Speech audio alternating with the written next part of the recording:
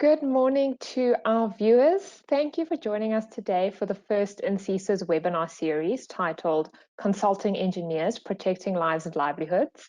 My name is Danielle Petterson. I will be your moderator today as we discuss why government has chosen infrastructure development as a key driver for economic growth and what needs to happen to make this a reality. So before we get started, I would just like to outline some house rules for our viewers. On the right-hand side of your screen, you will see the GoToWebinar panel. Please will you use the question section to submit any questions you would like our panelists to answer. We will have a 20-minute question and answer session at the end of the webinar. So please feel free to submit questions as we go, and we will try to address as many as possible at the end. We will also have 5 live polls during the course of today's webinar where you as the viewers will get to give your input. These will pop up on your screen. You simply need to select your answer. So today's webinar is the first in a series, which takes place in the context of the growing absence of technical expertise in the procurement of infrastructure, which is starting to have an increasingly adverse effect on the quality and sustainability of our country's infrastructure.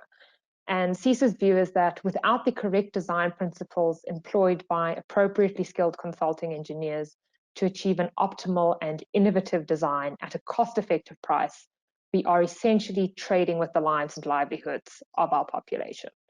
So today's discussion will center around government's focus on infrastructure development as a driver for economic growth and how we enable this.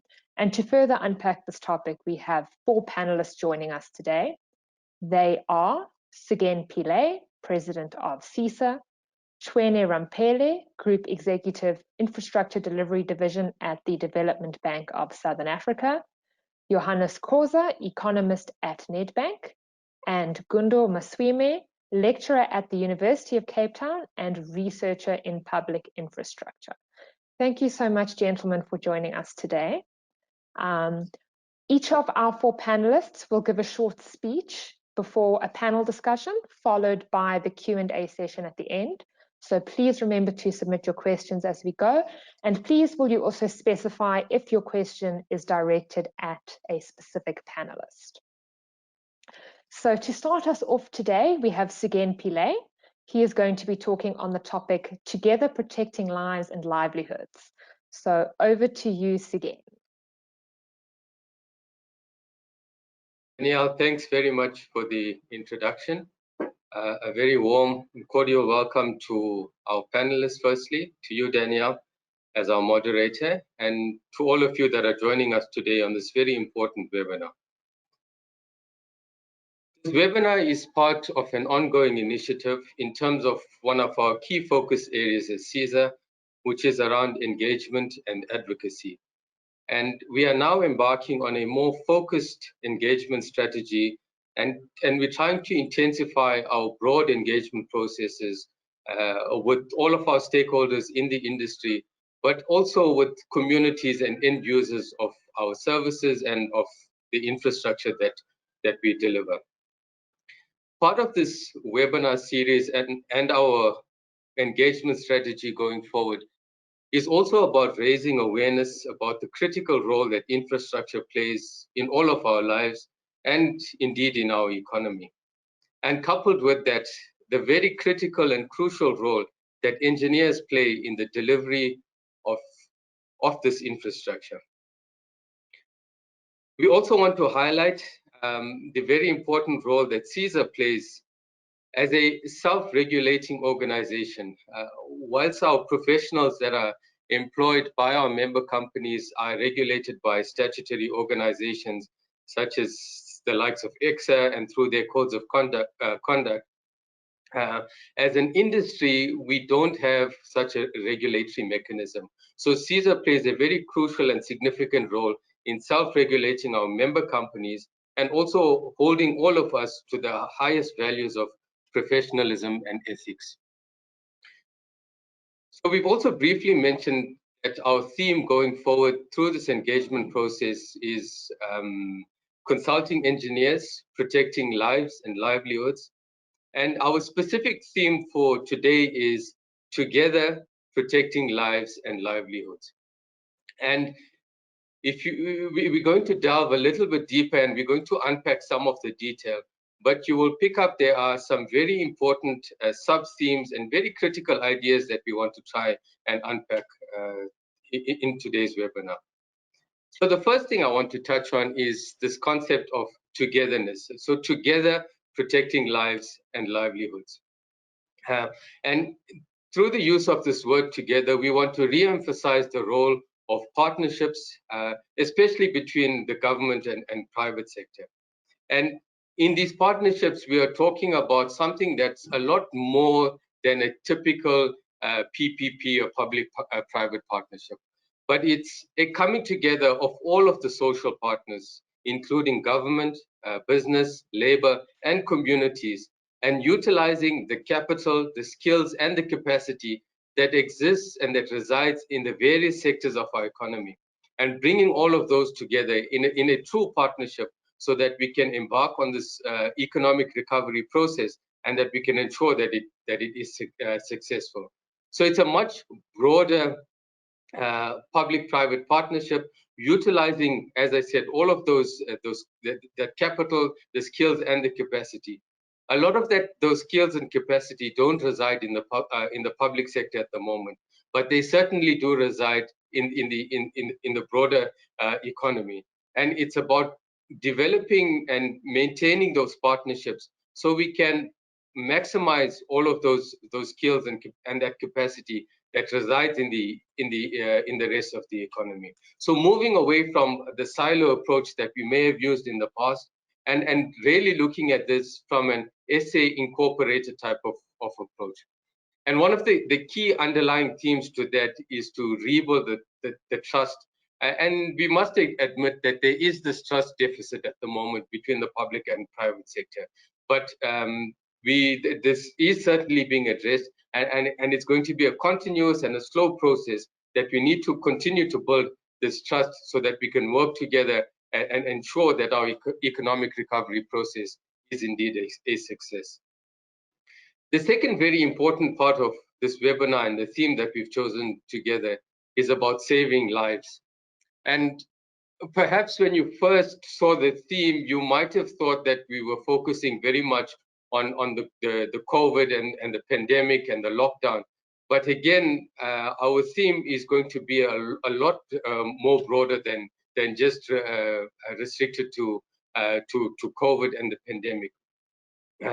Obviously, we're going to try and address some of those issues, but we're going to look at saving lives in a much broader perspective. And a couple of the key themes that we want to unpack. The first thing is around providing basic infrastructure to all of our communities and all of our people. So basic infrastructure in terms of water and sanitation. And also, if you look at what happened during the lockdown, because this was brought into stark focus during the lockdown period, where many of our communities didn't have access to water and sanitation services. And these ideas about washing regularly and looking after your own personal hygiene was just not possible for many of the people in those communities. So we're looking at this at a very much broader perspective in terms of providing that basic infrastructure to all of our communities. Even if one looks at housing, again, a lot of our communities don't have access to decent housing. And then this concept of social distancing, it just doesn't feature, it's just not possible. So how do we now use that experience and learn? We know that these things exist, but in the broader context of saving lives, how do we start addressing these basic infrastructure needs so we are indeed saving lives in the long term? Coupled again with this is a very important underlying issue and concept that revolves around revitalization of our municipalities. And as the primary service providers, in terms of this basic infrastructure, if we don't address some of the challenges that exist at our local government level, we're certainly not going to be able to address this issue. So there's a very, very important sub-theme there in terms of the municipalities and how do we get them to start operating at the level that they should be. And then finally, just as a last thought around saving lives is in terms of our responsibility as consulting engineers and consulting engineering companies, in terms of the health and safety perspective, when we do deliver infrastructure. So from the design phase, through the construction phase, and certainly through the operation and maintenance phase of that piece of that infrastructure, and the duty of care that we have towards saving lives when we do deliver infrastructure. So you can see that the saving lives concept as a very broad and all-encompassing type of perspective. And then finally, around saving livelihoods, again, you might have thought that this revolved mainly around the jobs that we lost during the pandemic and during the lockdown period, and we're certainly still in that period now. But again, our focus here is going to be about job creation and infrastructure build as a catalyst to economic recovery, but on a much broader scale.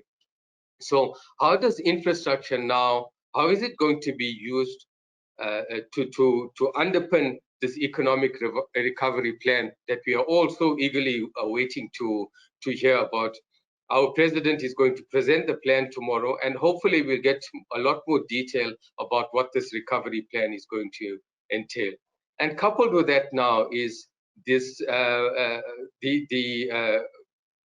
fact that our economic recovery is going to be built on infrastructure spend, and also addressing the basic requirements of infrastructure in developing the economy and making it more competitive and efficient. We must have that basic infrastructure to be able to underpin a competitive and efficient economy. Also, hopefully we're going to touch on the multiplier effect that infrastructure spend actually has, and that it spurns so many other industries and actually underpins so many of those other industries. And as we start to see this economic recovery process unfold, we're hopefully going to see more and more livelihoods being saved, more and more job opportunities and job creation opportunities being developed. And then through that, we're also hopefully going to speak about what are the key requirements for the state in terms of the capability and capacity that the state has in terms of this infrastructure development process and program. How can we leverage off some of the skills, the capacity that exists in the private sector, and really reinvigorating the social compact between the various social partners. So just in summary, our theme, Together Saving Lives and Saving Livelihoods, is a much broader perspective about the economy. We're going to utilize infrastructure to kickstart this economic recovery process. So with those few thoughts, just to kick off the discussion, I'll hand you over back to Danielle. Thank you. Thank you, Sugen, for setting the scene so nicely for us and highlighting some of the challenges. Our next speaker is Chuene Ramphele, and he is going to talk to us about infrastructure development as a key driver for economic growth. So I will now hand over to him. Thank you so much, Daniela, and then also to Sugen for that overview. My name is Chuene Ramphele, as it has already been introduced. So I think let me first extend my gratitude to CESA for this webinar. It is indeed befitting and appropriate to reflect during these difficult economic times, which are obviously aggravated by COVID-19 pandemic. The consequences are conspicuously globally characterized by reduced economic performance. And the reduced economic performance automatically inflicts a gap in funds available for infrastructure development. But maybe just to touch a bit about the DBSA, as I'm from the DBSA, I want to just affirm that the Development Bank of Southern Africa, as a progressive development finance institution, agrees with the school of thought that has said that infrastructure development is a key driver for economic growth and development. And just maybe to remind everyone in this webinar that the DBSA's mandate particularly is to promote economic development and sustainable growth, again, looking at human resource development and institutional capacity building through the mobilization of the financial resources, both nationally and internationally. And this becomes much more relevant for me to state at this point in time, owing to the topic that infrastructure development is a key driver for economic development. And that's why in the DBSA, we're really committed to building Africa's prosperity through the financing and implementing of sustainable infrastructure. Just to transcend, particularly if we focus now of today, we realize countries, including South Africa, are hard at work to reconstruct and revive their economies. The language spoken there is that of economic recovery plans that are resilient to address the pandemics of poverty, unemployment, and inequalities. We are anticipating the President's address on the economic reconstruction and recovery plan, which we should all make input and identify our respective role to make the plan realizable. And I think it has been said even in a number of publications, if you look at the World Bank, that it clearly ascertained that in order for us to reverse the serious setbacks to the development progress and poverty reduction, countries need to prepare for a different economy post-COVID-19 by allowing capital, labor, skills, and innovation to move into new business and sectors.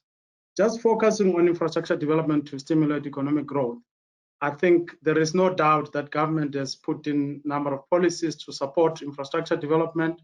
At this point in time, we as the role players in infrastructure space need to focus on harmonizing resources and collaborating in support of each other to realize this noble objective of sustainable economic growth. And I think for me, infrastructure development has a huge potential to expose opportunities to multiple socioeconomic benefits. Through infrastructure development, we are able to practically stimulate construction. We can practically provide communities with livelihoods. We can practically enhance the supply value chain. We can stimulate skills training and development through on-site activities and many more things that we can do. But I want to also state that we should not necessarily be much more spending time on debating what infrastructure we should focus on. There is no doubt that transport, energy, roads, water, communication networks, and etc. are catalytic for economic growth and affects all aspects of our day-to-day lives. So as a result, I would want to then submit in this particular webinar some of the things that I think it's important for us to start looking at if we need to make infrastructure development a reality. One, interestingly, is that you'll find that most of the infrastructure development is not constrained by necessarily your technical skills and or non-availability of that. I think it is much more always sometimes due to soft issues that present hardships to the project. Such soft issues could really be issues that relates to, you know, community disruptions and all those sort of other socially related things, which are speaking to us to say something is wrong. And as a result, I think we need to take consideration that, you know, this is also going to be too much for investors, funders, and developers of infrastructure, as they will really necessarily not find it conducive for that to happen. So I think, you know, some 6 things that I think for me would be very crucial. And in a nutshell, basically, one of the things that I think is very crucial is this issue of community and social facility. We need to start engaging much more of our community members in developing and planning these projects. And I think this goes back to then saying, as CESA and other professionals that were there, whichever the architect that is designing a particular facility or infrastructure, it's crucial that we're really able to touch base with what then the community needs. Because I think it has proven to us that if we don't embark on this, aggressive programs to workshop the consulting and construction fraternity on social facilitation, we're going to find ourselves in a situation whereby many projects are standing still. If you take count of critical projects that are really in our country are standing still, when you try and find out, is either you have a business forum or you have a community, you know, disruption. There are all sorts of things that I think needs to be done. So I think that we need to start embarking on this thing of aggressively workshopping ourselves around the social facilitation and how to ensure effective community participation in the projects. And if this comes to push, let's have the CPD points associated to this in particular. Sugen, you spoke about the partnerships. Very important that we need to start looking at partnerships with community-based organizations as well as municipalities, and that we need to pursue vigorously to ensure that, you know, communities are also understanding and really being part of the solutions that we really want to do.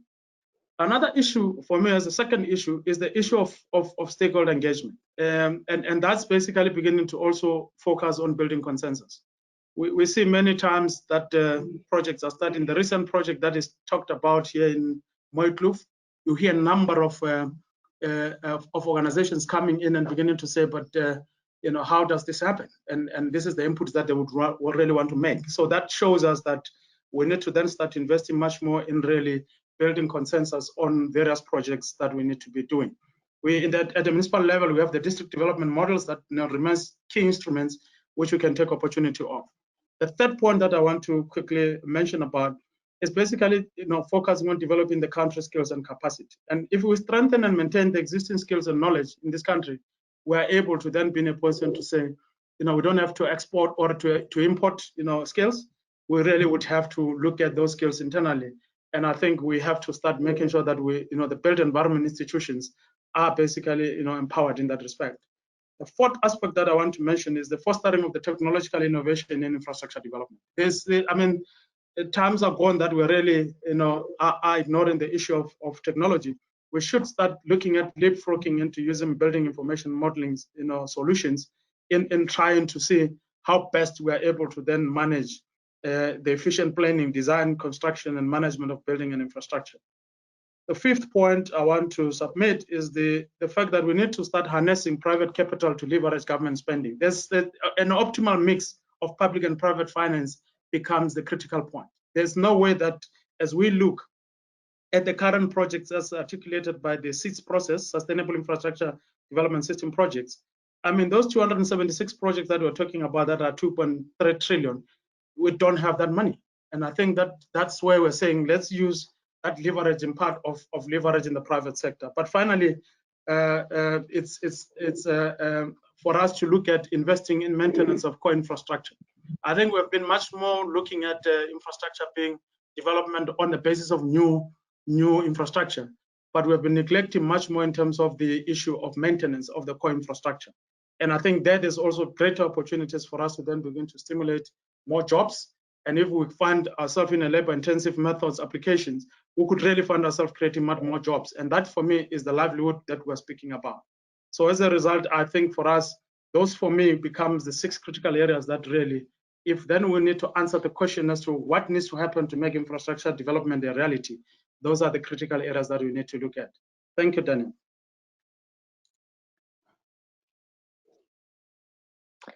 Thank you so much, Chuene. I think those 6 points that you made were really, you hit the nail on the head. So it will be great to perhaps unpack that a little bit more in our panel discussion and Q&A at the end. Next up, Johannes Koza is going to run us through what needs to happen to ignite infrastructure delivery and economic recovery. So Johannes, I'd like to hand over to you to present next. Okay, thank you, Danielle. Yeah, I mean, Chuene has already mentioned a lot of the factors that we need to take into consideration to ignite fixed investment. I mean, if you think about it, the way I look at it is like government has looked at different options that they need to do to ignite the economy. And first of all, I think they looked at the household consumption spending, which is one of the drivers of the economy. And through that, the Reserve Bank has already done enough by reducing interest rates. But again, consumer spending is not picking up. Why? Because spending depends on disposable income. So if we're not earning income, we're not likely to spend. So despite the low interest rates, because we're not confident of whether we'll be able to keep our jobs in the coming months or so, we are not going to spend. So taking that one off, household consumption spending is not one of the drivers that government has like a direct control over, which they can use to stimulate the economy. And looking at government itself, we don't have enough money. We're struggling. Our fiscal situation is so bad. And then and the export, if you look at our export market, I mean, our major trading partners are struggling to keep up with the recovery. And then the last thing that's left now is investment spending. So in investment spending, I mean, like we're talking about sustainable growth. I mean, if we spend on infrastructure, it's something that we're going to keep forever, and it's something that that's going to help us to sustain the jobs. But what does government need to do? I mean, on by annual basis, we compile a capital expenditure project listing where we list all the capital expenditure projects that are planned in the country. We capture the ones that are 20 million and above. And what we do is like we trace them as they go along, and we phone those companies to find out how the projects are doing, what are the challenges that they come across. And in most cases, capital is not necessarily the issue on the private sector. I mean, the projects that we have, about 70% of them are private sector. So capital is not an issue, we tick it off. So we ask them what could be their problems in terms of finishing their projects, or in terms of canceling their projects. So what they mention is that projects mainly depend on the economic environment that they have to operate in, and it also all boils down to confidence. So first of all, they mention things like electricity reliability. So if we don't have enough power supply, investors are likely to be avoiding to invest in the country. And then the second aspect that we mainly come across is the strict BEE requirement policies, and then also which it matches with the labor market conditions. I mean, if government is making it difficult to hire and fire people, investors will are finding it very difficult to operate in such a tight economic environment. And then they also mention things like risk, being political risk, crime, and all of that. So government will need to deal with that. And then they also mention things like certainty, policy certainty in issues like property rights, and also in terms of general political stability. So when the country is not stable, so they are not likely to invest in that country. And then lastly, one of the issues that they highlight is corruption in terms of procurement. I mean, if you check in the ranking, like in the transparency.org ranking, South Africa is ranked around 45 out of 100. So we are not even in a 50 level. So our level of corruption is very high, which we need to address in order to make the investment climate conducive for investors to invest in the country.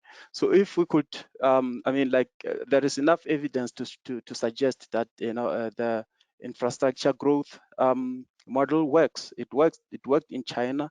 Not to say that I'm comparing China and South Africa, we're two different nations, but the investment model has worked in South Africa as well. I mean, if we go back to 2010, we saw the ramp up in the preparation for the World Cup, that the composition or the share of fixed investment spending in GDP increased to around 25%, and now it's down to around 16%. So if we can push it up, we are likely to be able to ignite growth.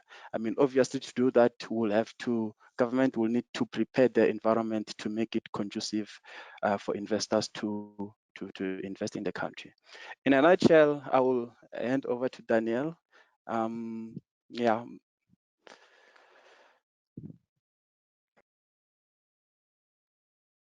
Thanks, Johannes. I think you've really given us some things to think about in terms of creating a conducive environment, particularly for attracting investment, which, as we've established, is crucial because we can't rely on public sector funds alone.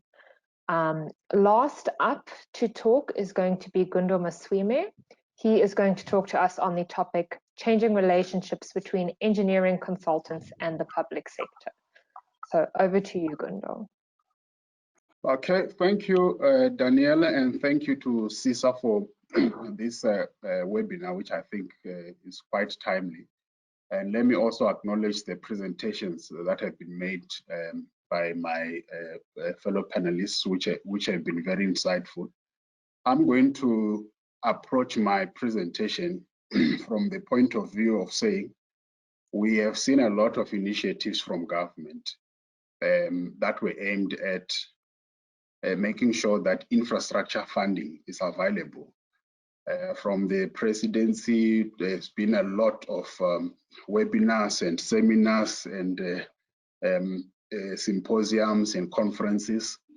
And in many ways, government has gone a long way to make funds available, and the Development Bank has also played a very crucial role on that. I think if we look at the sustainability review, which Mr. Ramphele has worked very hard on, you will realize that to an extent, the money might not necessarily become the limiting factor, and that is what exactly Mr. Chuene was also saying earlier.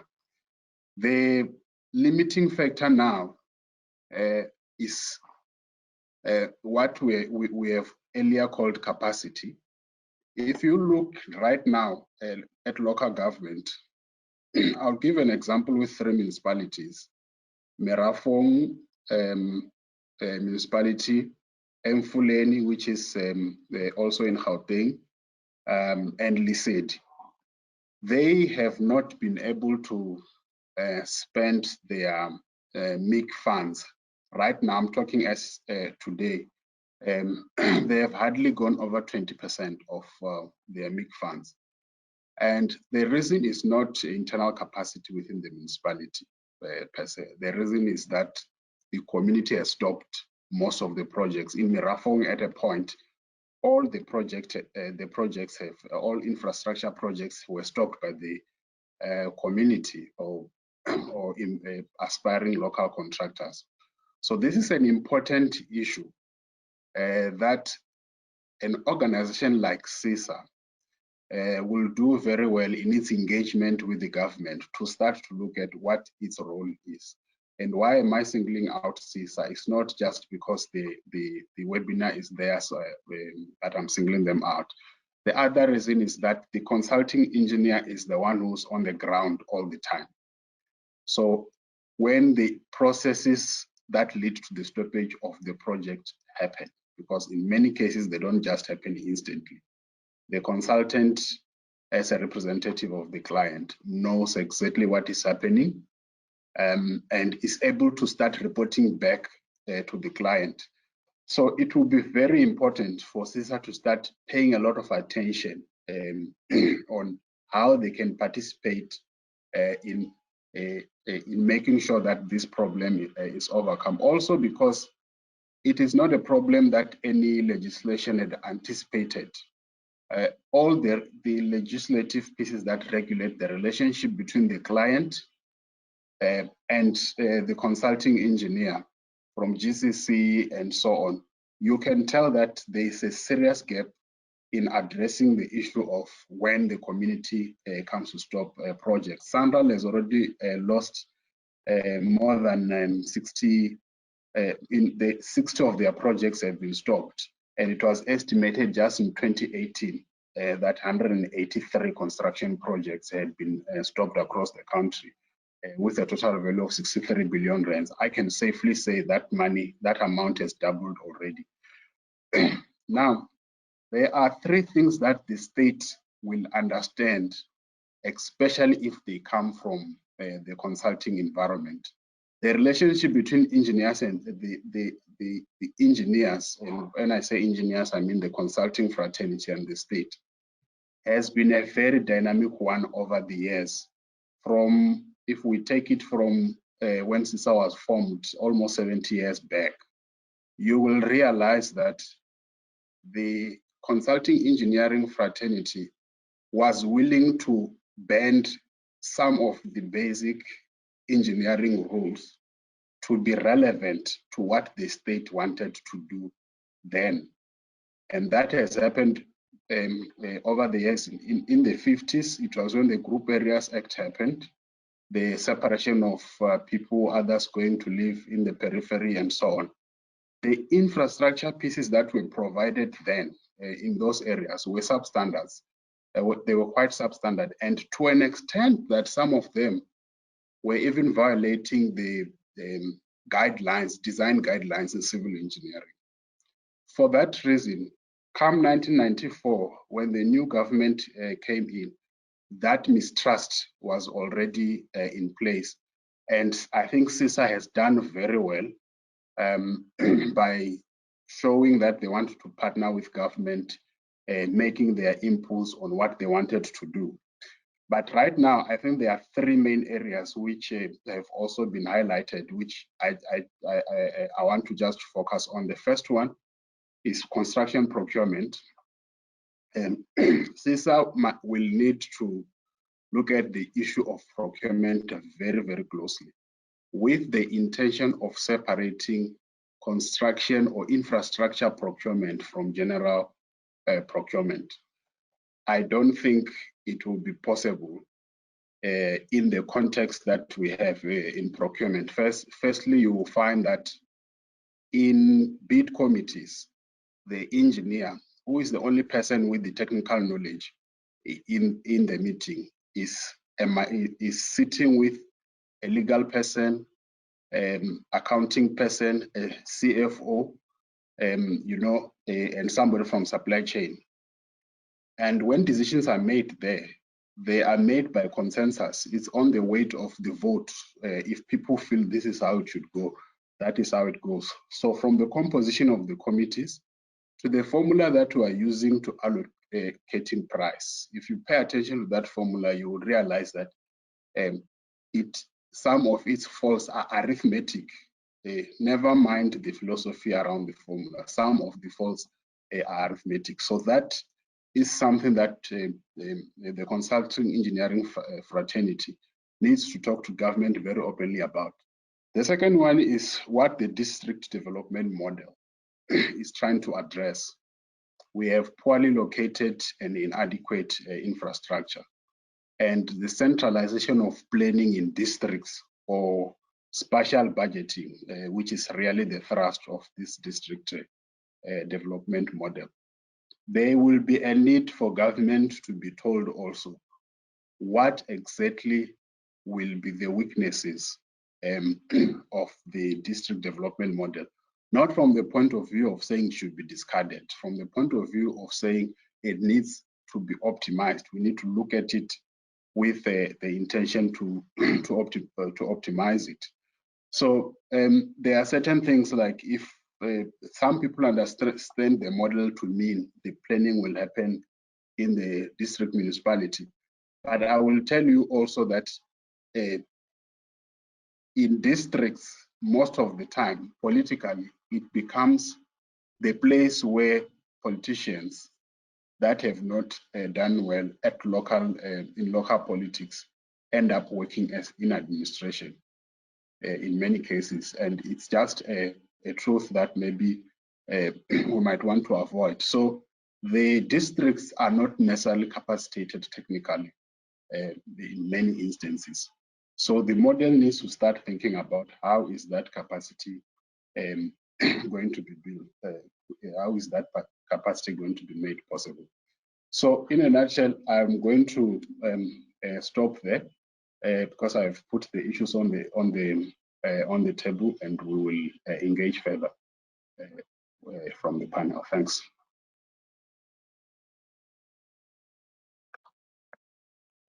Thank you, Gundo, for sharing those insights with us. We're now going to move on to the panel discussion portion of today's webinar. So I would really like to thank all of our presenters for sharing their insights and really laying such a nice groundwork for discussion. And also a reminder to our viewers, you are welcome to submit questions in the questions section on your GoToWebinar panel, which we will try to address at the end. As we launch into our panel discussion today, I'm going to start with a poll for our viewers. And I think all of our presenters have agreed that infrastructure development does have a role to play in economic growth. So the poll that I'm going to launch now, I would like our viewers to please select the answer that they think is most appropriate to the question, do you think that infrastructure development in and of itself will increase economic growth? So we'll leave that up for a few seconds while we wait for the responses.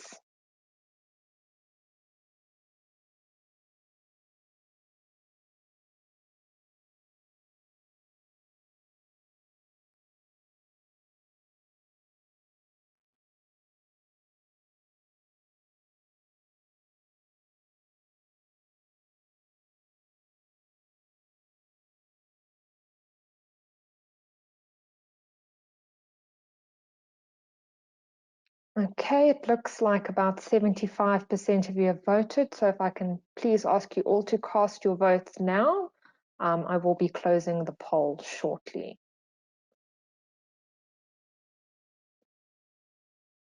Okay, I'm going to close the poll and we can take a look at the results. Okay, so 66% of our viewers think that yes, infrastructure development in and of itself will increase economic growth. So I would like all of our panelists to join us now so that we can discuss that and get some input. I think perhaps, Johannes, you can kick us off. As an economist, do you think that infrastructure in and of itself is enough, or do you think there are other things that perhaps need to go hand in hand with that to really stimulate the economy? Yeah, well, I mean, you know, the economy works in a sort of like an engine of a car. You can't only rely on one particular variable. So at the moment, as we're saying, if infrastructure, it's going to be able to kick out the economy in the sense that, you know, remember that when we put infrastructure, it's more sustainable. It's going to be there forever. And during the construction phases, we'll see people getting employed. When the projects are finished, there will be maintenance, there will be people working there. So it's going to be sustainable in the sense that it's going to create more job opportunities. And when job opportunities are increased, disposable income will increase, people will spend more, and the economy will be able to run. And also government will be able to sort of accumulate more tax revenues. And in that sense, it will also ease the burden in government finances. And Chuene, one of the things that you mentioned was maintenance. So could you just tell us a little bit how, you know, as was mentioned in some of the talks, that, you know, the focus is very much on developing new infrastructure, but how does maintaining our existing infrastructure ensure continued economic growth? Because, you know, what are the downfalls, and how will it negatively impact the economy should we not maintain our existing critical infrastructure? Thanks, Daniela. I think it's quite very clear, and there are typical examples, obviously, in our country to say, and you can take Eskom as a case in point to say, if you're not maintaining your infrastructure, definitely you're going to have a level of service declining. And once that level of service declines, that means that service delivery is not happening. And in particular, if we look at it, you must also look at the consequences of that, because the consequences of that are much more dire, you know, in a sense that no energy or no power to the industries means that there's going to really be, you know, less productivity. And obviously, when there is no energy, there is no activity. So it basically boils down to the fact that if we don't maintain the water infrastructure, we're going to find that there's a whole rise of water losses that we're really going to be experiencing, while in the other parts we don't have water. And I think that's primarily to just indicate, to say, it clearly shows that if we don't deal with the issue of maintenance, and the case in point, like as I said, there are typical cases there. If you look at the municipal environment, as Gundu has indicated, I mean, we've got the MIC program. Particularly, we have been focusing on building new infrastructure, but on the other side, there is this old infrastructure that has not been maintained. What happened? We start to see the rise in service delivery protests, because when you look at the nature and analyze that, you'll realize that service delivery protests are not coming from a new pipeline that has just been created. It comes from old infrastructure that has not been maintained. And all of us are quite aware about that particular aspect. But the critical question is that why are we not getting to the culture of maintaining this infrastructure? where you got to a point whereby if the international standards are saying 8% of the infrastructure budget needs to be spent on maintenance, in South Africa, I can tell you, I've been there in Cocta, you realize that less than 3% is spent on the maintenance of infrastructure. So that takes us, is going to really be, taking us a long way for us to realize, the kind of the benefits that we really want. So I think, even again, maintaining of infrastructure becomes even an industry on its own, because if you really start looking at it, it can really be one of those, industries that we can look at, and because it actually has the opportunity to give our people a chance to, plumbers to really be working, our electricians to be working. So it is quite a much more of an opportunity that I think we are living in as a government. But yeah, like as I said, Daniela, it's very critical that we really look at the maintenance. The collapse of maintenance will collapse this country. Gundo or Sugen, would either of you perhaps like to comment on perhaps how we start to change thinking around the maintenance of infrastructure and realigning budgets so that it gets more focus, and how we can actually create jobs through infrastructure maintenance?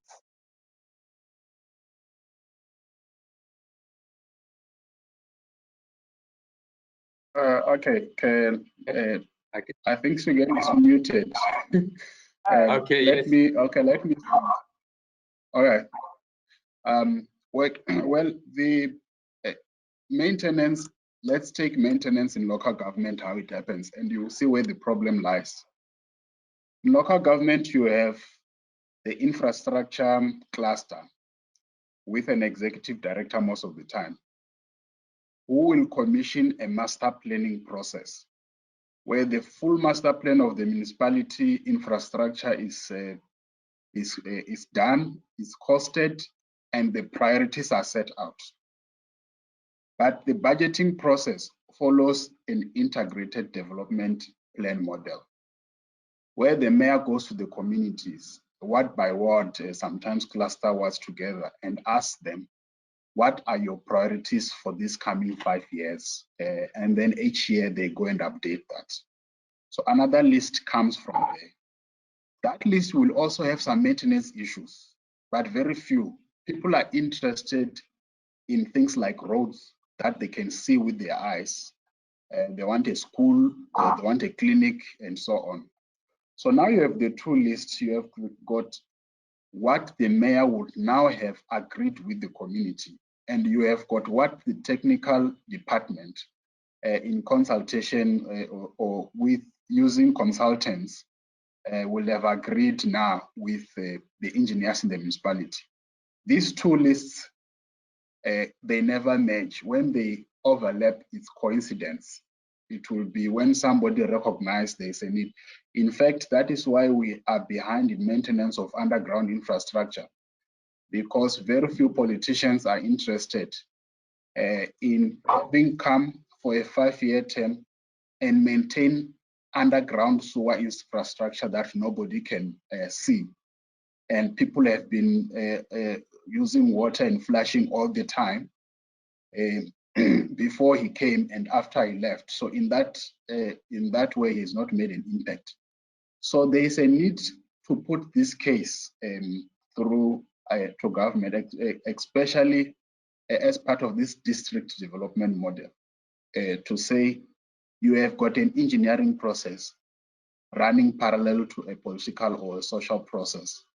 Because the final list from the community is agreed on by the ward councillors from that ward, and then there's a process, and everyone is thinking about self-preservation. That if I do this and this, I can get another term. But the engineer sits with the burden of maintenance. Then maintenance becomes reactive. Public infrastructure is like cars.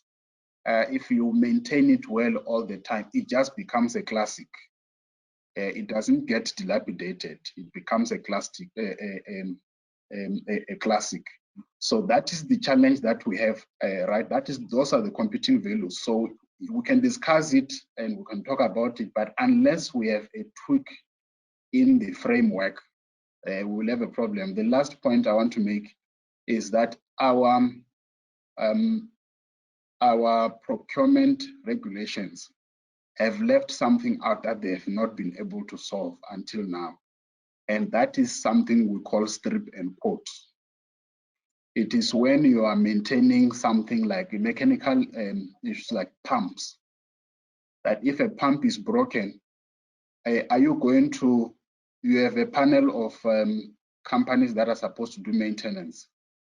Are you going to take that pump to one company that will strip and see the problem and tell you the amount and and put it back together again and pass it to the next person? Because the first one might take an important piece out so that the next one makes a higher price. And those are things that are happening now. So there are those special instances which makes maintenance a very, very tedious process in government, especially sometimes when even the engineers within the municipality are not sure what the problem is until we have dug up and opened and seen what is there. Even the cameras don't capture all of the times that we use sometimes. So there are all those instances that they need to be researched, and the consulting engineering fraternity must then make recommendations to government. I think it will go a long way in building trust when they have been seen to have actually solved problems, because government does believe that our engineers are world class. And for that reason, they would be willing to listen to them with things like those. So let me stop there and then allow Sugen also to.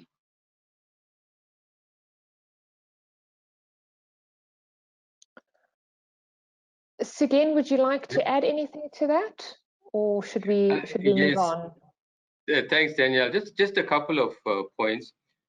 So the first thing in terms of the question that you asked at the beginning, you know, as I said in my opening remarks, I think that infrastructure is an enabler to economic growth, and it's actually it's a critical part of the puzzle in terms of having an efficient and competitive economy. So whilst construction in itself forms or is a relatively small component or contributor to our overall GDP, in terms of the multiplier effect that it has on all of the other industries that it supports, it's really a lot bigger than that.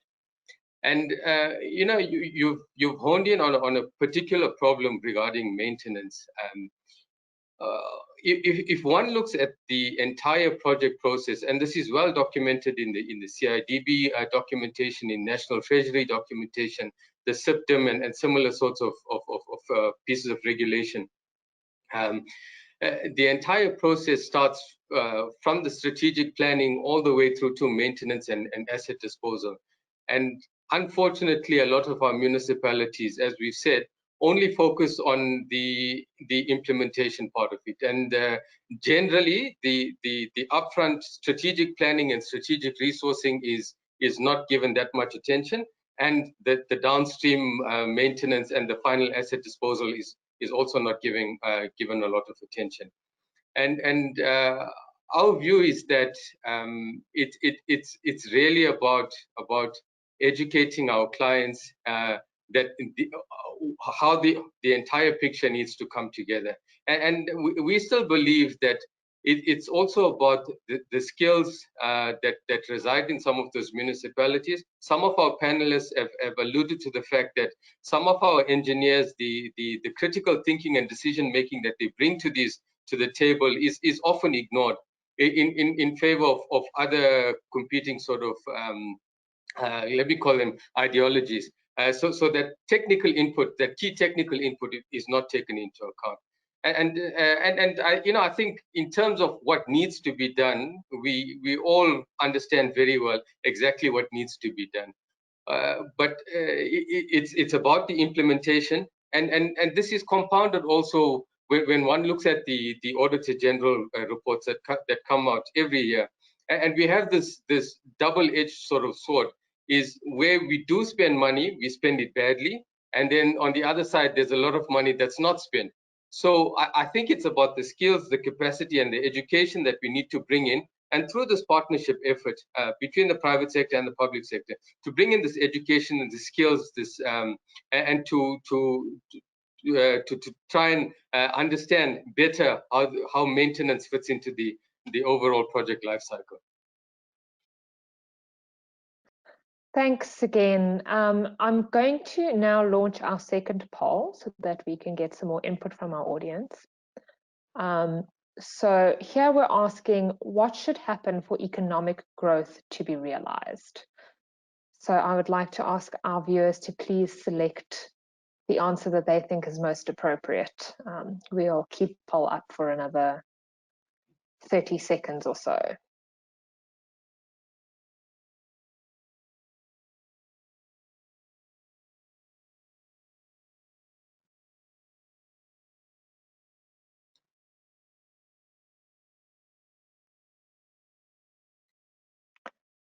Okay, I'm going to close the poll in about 10 seconds. So I would like to ask our viewers please to vote if you haven't already done so.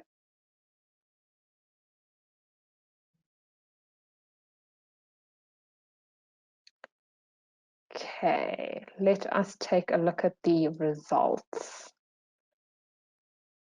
Okay, so some people think improved policy and supporting new business development. Some say energy and water security. A few people on the other two, but the majority of people are saying all of this needs to happen for us to realize economic growth. So perhaps it would be nice then for some of our panelists to weigh in on how we support these, specifically through infrastructure where possible, and perhaps also how the economic recovery plan plays into that. So I don't know if there's anyone specific who'd like to weigh in. Yeah, well, I mean, from my side, I think energy is one of the key variables that we need to take into consideration. I mean, if you go back to the time when load shedding started, like we had a lot of projects cancelled, and they never picked up. Even now, they're still waiting for proper energy security. And I mean, the government is already doing something about it. If you look at the renewable energy projects that have been coming through, the one thing that I also think they should do is that they should sort of deregulate the energy sector. They should allow more private companies to be involved in terms of production of electricity. In that sense, I think that can also help to reduce the cost of doing business, because if we have more power available, it means the price of electricity will also be lower.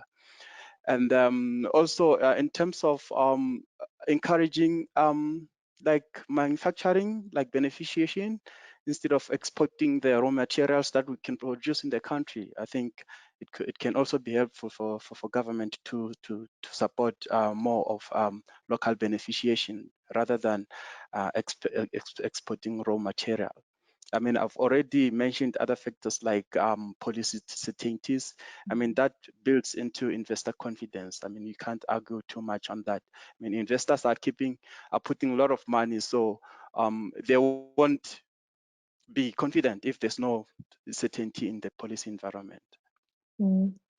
And aside from the policy environment, if we were to address these things like energy and water security to stimulate local industries, increase manufacturing, do you think that would give investors increased confidence to invest in South Africa and invest in our infrastructure development, which, as Sugen mentioned, will have a knock-on effect? Yeah, sure. I mean, like that's one of the reasons that are given by in our research that we do when we compile the capital expenditure project listing. I mean, they just tick off, like everything boils down to policy certainty and the conducive environment. So if we can get all of those things right, I'm definitely sure that government can be able to pull out this investment driven growth. Okay. In the interest of time, I'm going to move on to our next poll, and we can then discuss further after that. So I'm going to launch this now for our viewers, asking what needs to happen to effectively implement government's economic recovery program. So if you could or please cast your votes. We'll leave the poll up for about another 30 seconds.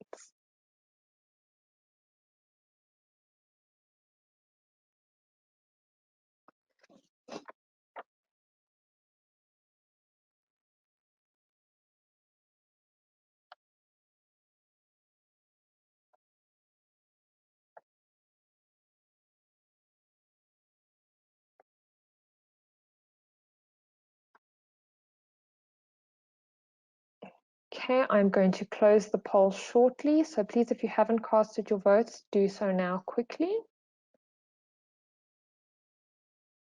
Okay, let's take a look at the results. So a lot of people, 54%, are saying all of the above. Quite a few people think professionalizing the state and then creating an informed client and standardizing procurement procedures.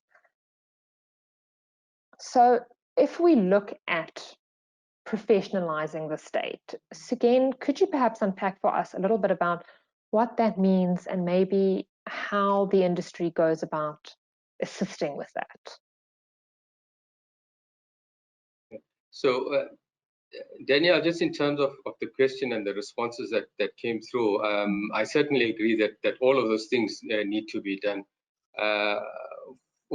For us as CESA, I'll get to your question just now, but for us as CESA, the key thing for us is that we need to implement.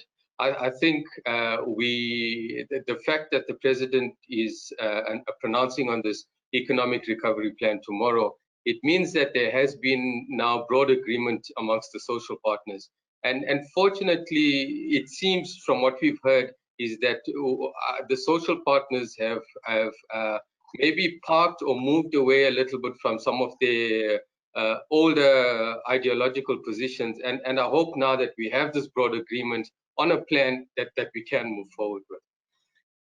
And one of the very critical issues about implementing this plan is the capacity in the state. And I just want to be clear that we are not saying that there's no capacity or there's a complete lack of skills or expertise in the state. In the state, there are certainly a number of pockets of excellence that exist in various parts of the state. But it's not broad-based enough. And I think if one, as I said earlier also, if one looks at the local government level, we can see where those those issues come to the fore very starkly and very vividly. So we can see where those issues lie. And what we've been advocating is, for a number of years now is to reinvigorate these partnerships, because the capacity certainly exists in the private sector, and it's because of this breakdown of trust that has happened, and for good reason. I think that the construction sector is so prone to malfeasance, and people have taken advantage of that. And us as the private sector, we need to look very carefully at ourselves and to acknowledge some of the things that have gone wrong. But in spite of that, I think those things are being addressed. And again, it's a few bad apples that have tainted the entire sector. But in spite of that, I think there's still huge opportunity for the private sector and the public sector to start working together again. And one of the things that we've been talking about is using concepts that have worked very well in, for example, the oil and gas sector, like the owner's engineers concept. If a particular municipality or state institution does not have sufficient capacity, bring in private sector capacity as your owner's engineer to help you to unlock that project pipeline. And then you can have a separate implementation team. So there's also independence between the overseers and the oversight role and those that are implementing. If we need to use to second people from the private sector, we must do that. These things have been tried before, and our view is that perhaps because of insufficient political will and political buy-in, they haven't worked. And now that we may have this broader agreement from the social partners, we're hoping that it's going to be looked at in a different way, and there's going to be better buy-in. So from a political level. So, and we've also said as CESA that if needs be that we need to volunteer some of our services to assist municipalities to unlock their project pipeline, to, for example, just start the master planning or planning process. We are willing to do that in a structured sort of environment, just to unlock that project pipeline. So I think there's a number of interventions, practical interventions that we've put forward, and hopefully some of those can be taken on board, and we can use that. And sorry, just to answer your question about professionalizing the state, I think through some of those interventions, once we bring that technical capacity back into the state, we'll be able to use that also as a catalyst to grow the technical capacity in the state again, and use that even to mentor some of the younger engineers that are working in the state. And through that process, it becomes, you start gaining that momentum that you need. And ultimately, that capacity will be built up in the state again.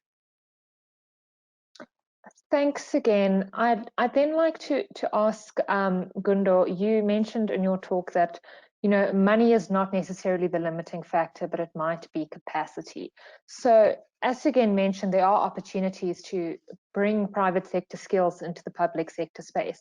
So do you think there are certain limiting factors there, be it political will, be it legislative framework, that is maybe holding us back from harnessing the skills that sit in the private sector? Okay, thanks. I personally think that first, from an ideological point of view, there is no conflict between what a consulting engineer in South Africa would think is appropriate and what the government would think is appropriate. There is no clash in ideology. There shouldn't be a clash in ideology. And earlier on, I said the consulting engineering fraternity was able to respond within the ideology of a discredited government before, of segregation and so on. But the consulting engineering fraternity made it happen. And they made it happen excellently to the satisfaction of the state.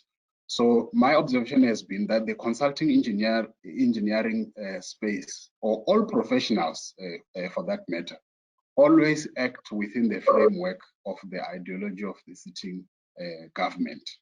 And for that reason, they become a partner of the government. Now, professionalization of the state and what was called in the poll an informed client, in my opinion, it is very much the same thing. Banks, Mr. Kosa will tell you, they have some of the most excellent infrastructure.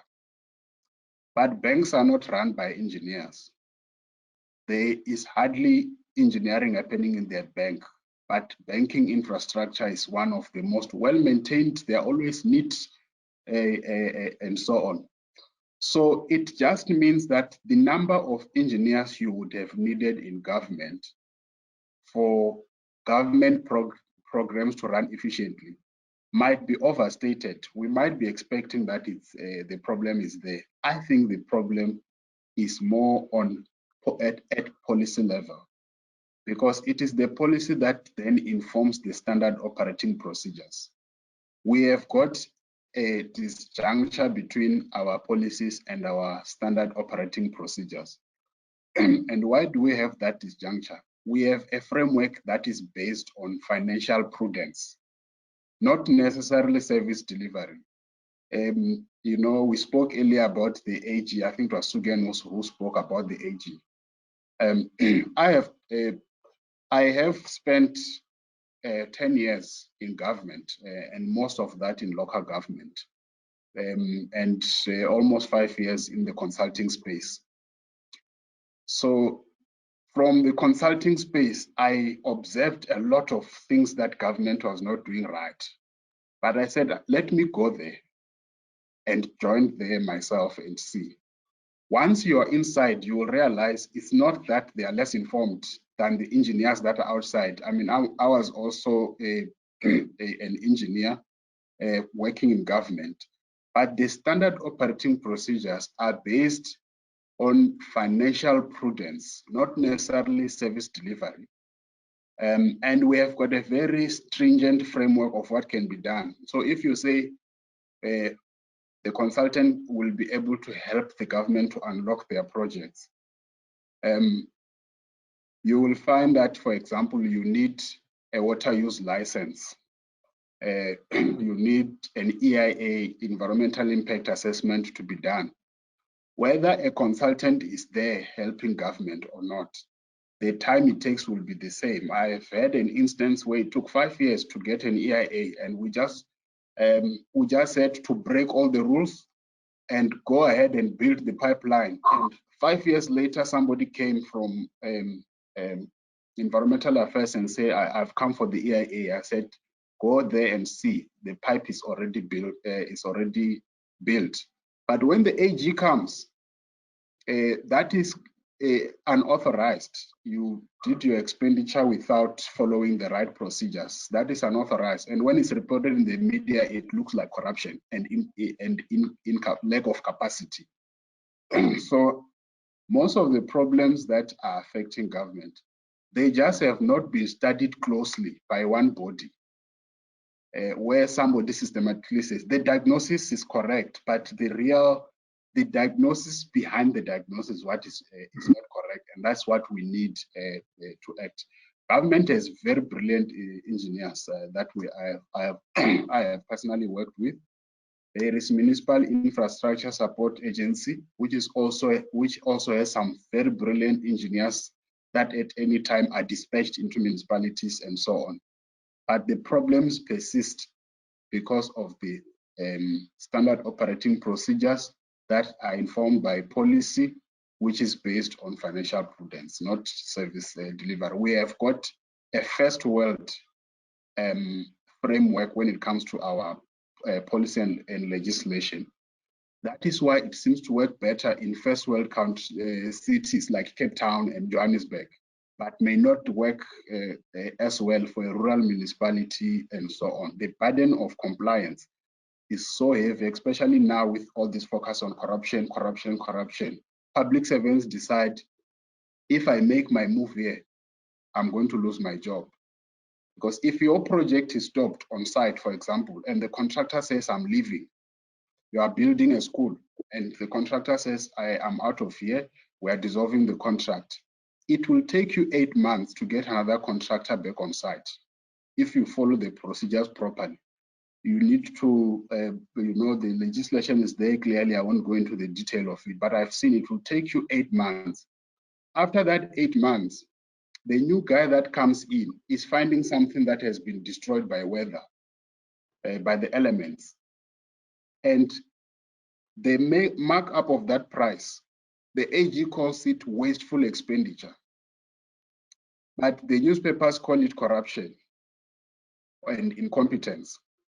If you act quickly and say, I'm not going to waste this money, especially for a road, there are times where you decide we'll break the rules now, we'll get another contractor in as quickly as possible.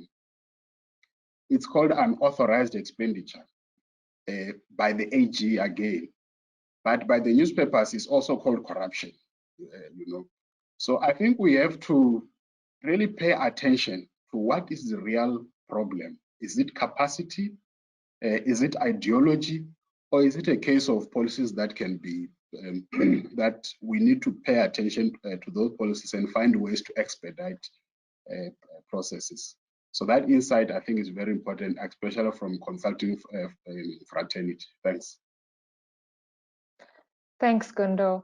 Danielle, sorry. Yes, sorry, please proceed. Sorry. If I could just come in there. I just want to reemphasize that I'm certainly not saying that there's a lack of capacity or skills in the state. I just want to reemphasize that what we're saying is that there are certainly pockets of excellence. There are a number of municipalities, especially the metros and things like that are doing a fantastic job. But it's a lot of our local municipalities, the smaller municipalities, that are really struggling, and that's where the issue is. Okay, thanks. we had planned to have 2 more polls, but I see we are running a bit tight on time.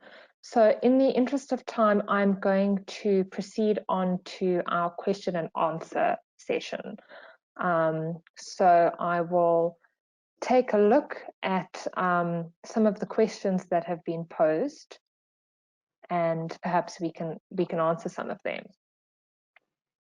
So first question up from one of our viewers is, could one disagree that South Africa has the largest number of failed infrastructural projects because of looming corruption where government funds have been allocated and stolen? And why don't we consider trade, manufacturing, and agriculture as driving forces for our economy? Is there perhaps one of our panelists who'd like to tackle that question?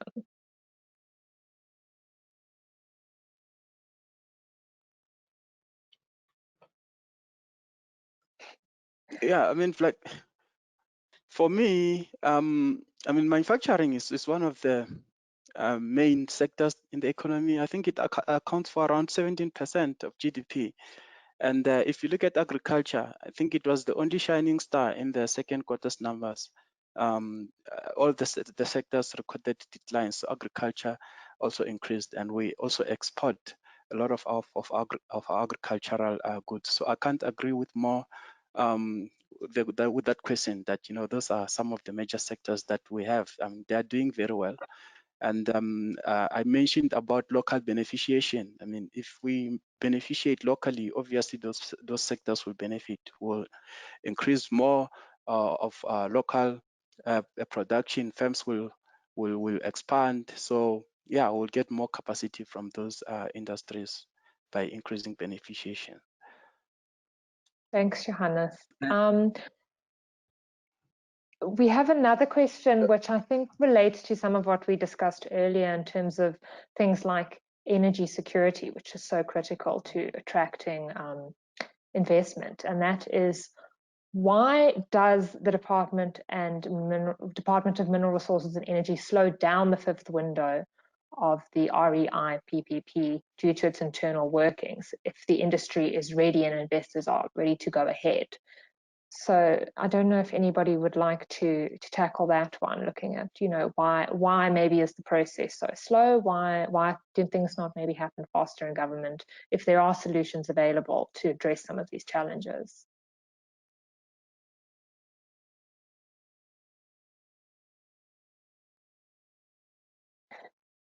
Danielle, so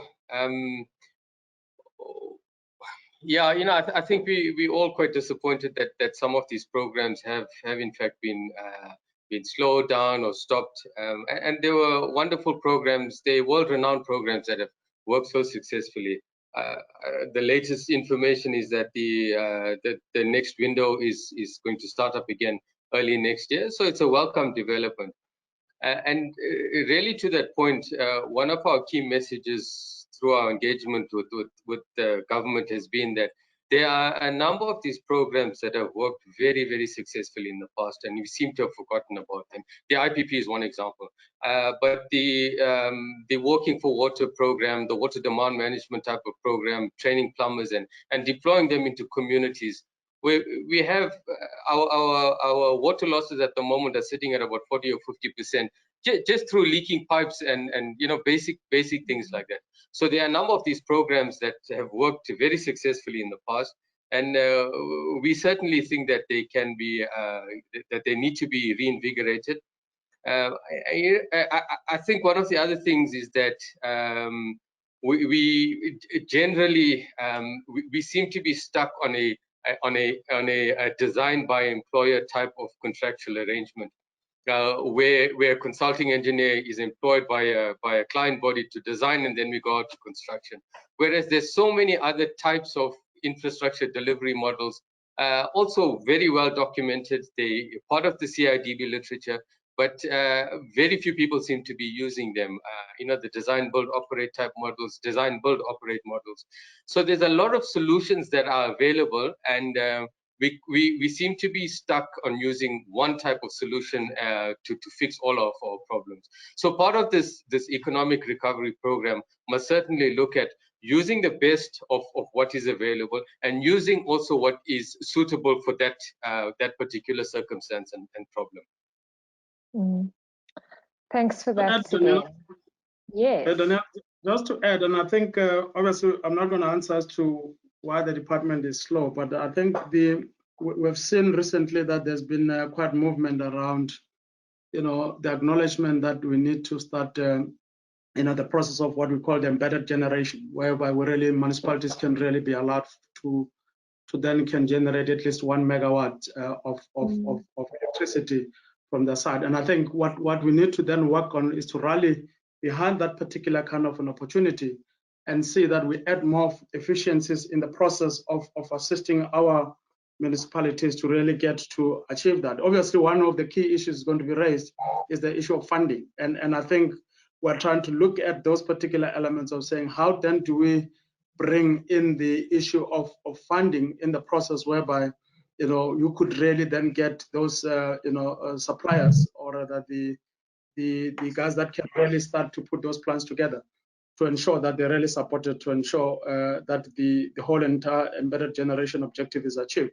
And I think for me, that is the most important process that needs to really be looked at and supported, because ultimately it will see the relief in the whole entire energy issue that we're faced with in the country. And I think municipalities will start to see maybe a way of generating revenue from from the traditional ways of generating revenue.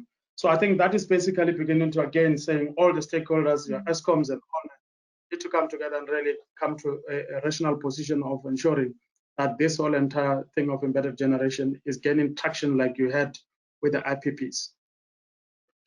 Thanks, Chuene. And I think I'd just like to maybe jump in with a question from my side when you're talking about funding. We know that the DBSA is going to be responsible for managing the infrastructure fund. So could you perhaps just comment briefly on the role of the infrastructure fund in realizing government's economic recovery plan? Thank you so much.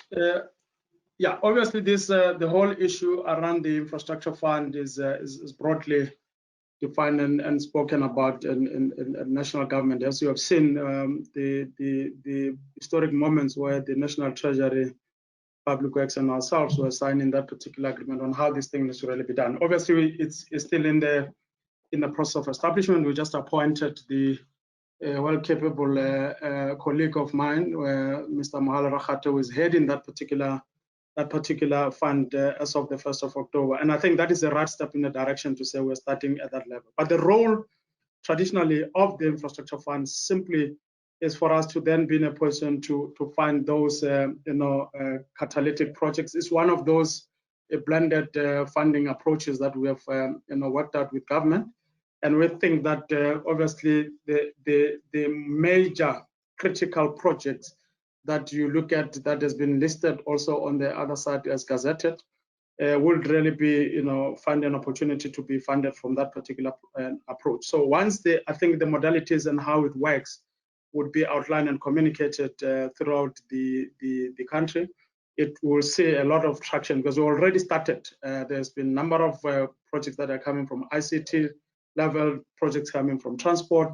So it's those sectors that we believe if we then tinkle them, they will really ensure that the economy grows. But it should really be understood that this is more like, as you said, blended financing is how we're really trying to also facilitate that private sector participation is enhanced in that process. So, I mean, in due course, we'll then be seeing a situation whereby, systems and processes will then be, communicated on how that particular kind of, applications needs to be done for that funding. But it's a very critical fund that we think government thought thoroughly in terms of how we put it forward. Thanks, Chuene. We have two questions here for Gundo, which are they both relate to work stoppages by communities. So I'm just going to summarize them for you in brief, and that is, why are communities rejecting and halting projects when they, as the beneficiaries, would benefit from the development? And in addition to that, can we alleviate this problem through the inclusion of a social facilitator from the start of the project? Thanks. Those are very important and very well asked questions. I'll answer the why first, and I'll give a small background. In around 2000, as part of the Reconstruction and Development Program resolutions of government, it was expressly mentioned that the construction industry is going to be developed and emerging contractors are going to be trained, and money was going to be set aside for that. What then happened later was that the setting aside was happening in government organizations as opposed to a central point. So KZN led the way with the Vukuzake Contractor Development Program, which had more than 30,000 contractors on the database, and municipalities and the provincial departments, especially the Department of Roads and Transport, were engaging a lot of emerging contractors, and some were doing excellently well and grew up to be very good construction companies. Then the Treasury Department, in fact, through the minister, it was during Trevor Manuel's term, towards the end, published a regulation saying set-asides are no longer going to be allowed. So it just became impossible to develop contractors because you need to set aside work for them and budgets for that work.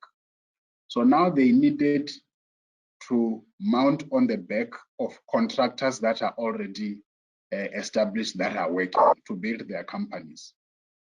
And there was no framework to regulate that beyond what is in GCC, which says you can subcontract this much. There was no framework whatsoever.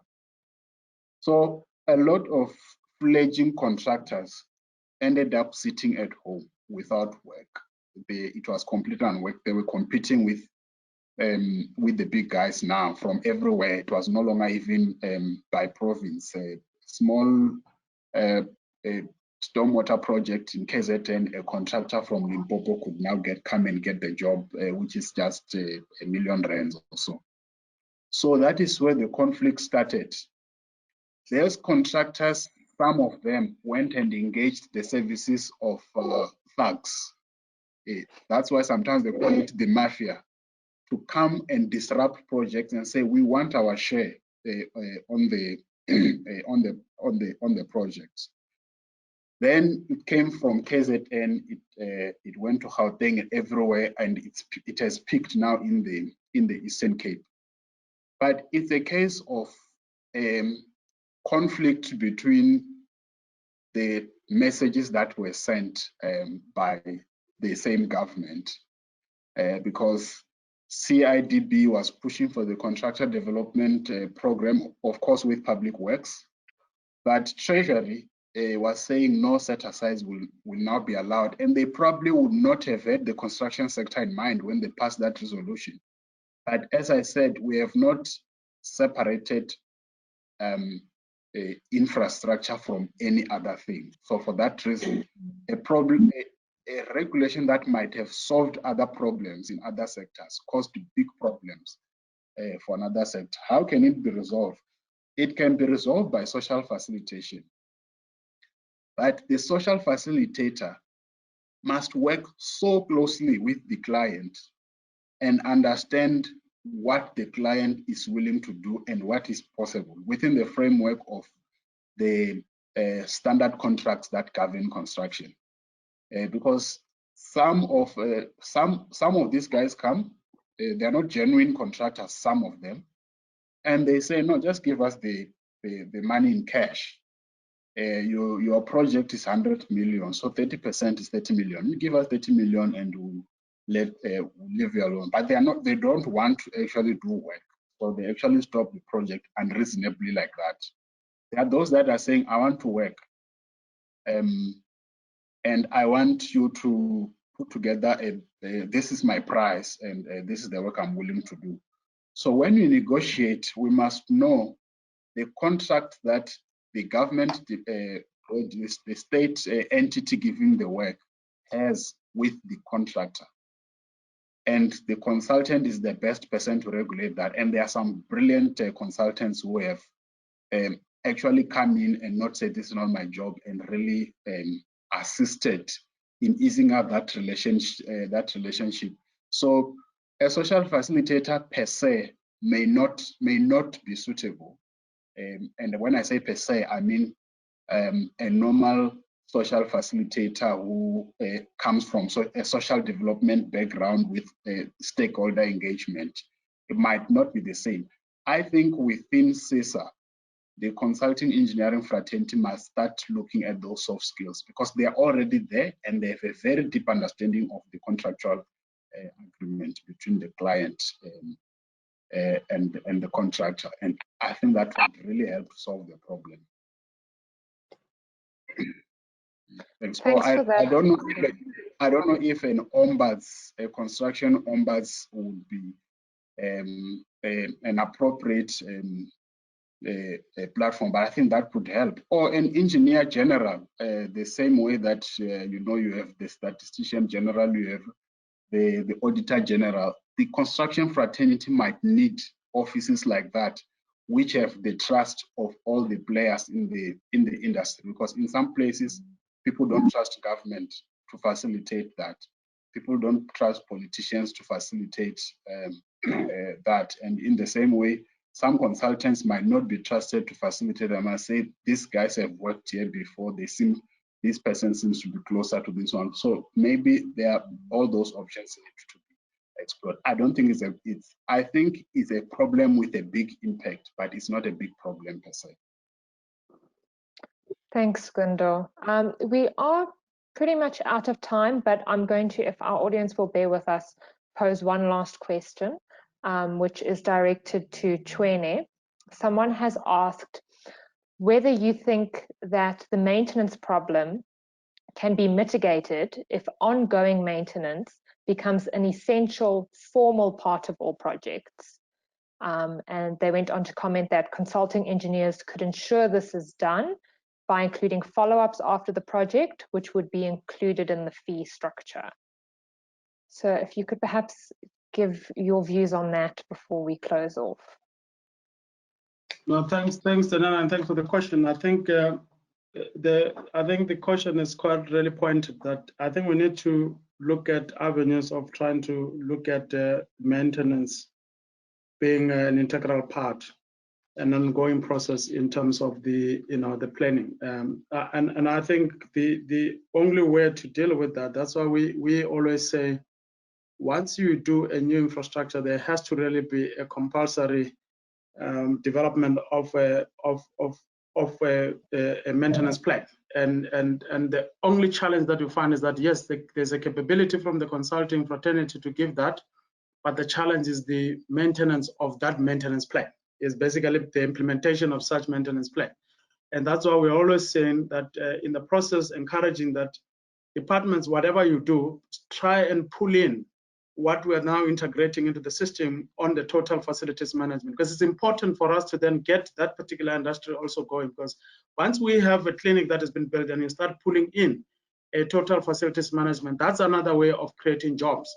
Even if it's not total facilities, but facilities management in essence, then you know that if any window breaks at that point in time, then you are able to then have somebody that repairs it coming from the community or rather, local, supplier or local contractor, then you are able to then manage the system in terms of their payment. So I think we should also then begin to embed the issue of facilities management and take it down to the levels. I think we should not be looking at total facilities management only for people that are running malls, people that are running, big, private facilities. I think you go to a mall, you'll find somebody sweeping, somebody, mopping. So those are the things that we need to also see happening in any public infrastructure facility. So as a result, I think the audience is correct to say we need to then start looking at maintenance as an ongoing process. I think the nitty-gritties of how it happens becomes our biggest challenge, because then you have to build that capacity at the level of whichever institution you're supporting. Hence, we are saying, why don't we then begin to mainstream facilities management at that level, whether at a lower level, at a lower scale, but the fact of the matter, it needs to be addressing the fabric of that particular kind of infrastructure, whether it's a water infrastructure or so on. So I believe it's something else that I think we need to start pushing and start ensuring that whichever the new infrastructure is built, it comes along with a package of an infrastructure maintenance plan. For the old, infrastructure, we really need to, start focusing on beginning to bring in, facilities management as an industry to then take us forward in terms of the building and infrastructure and sustaining service delivery. Thanks so much, Chuene, for your comments there. We are out of time, so unfortunately we couldn't address all of the questions, but thank you so much to all of our panelists for your time today and for sharing your insights. It's been a really excellent and insightful discussion, and I'm sure we could speak all day about these issues. And a big thank you to our viewers as well for joining us and for giving their inputs. We really hope that this discussion has provided some key insights into why government has chosen infrastructure development as a key driver for economic growth and some of the things we need to do to make that a reality. I would also like to ask all of our viewers to please save the date for the second episode in CESA's webinar series, which is scheduled to take place on the 17th of November. Invitations will follow. So a big thank you again to everyone, and with that I will conclude today's webinar.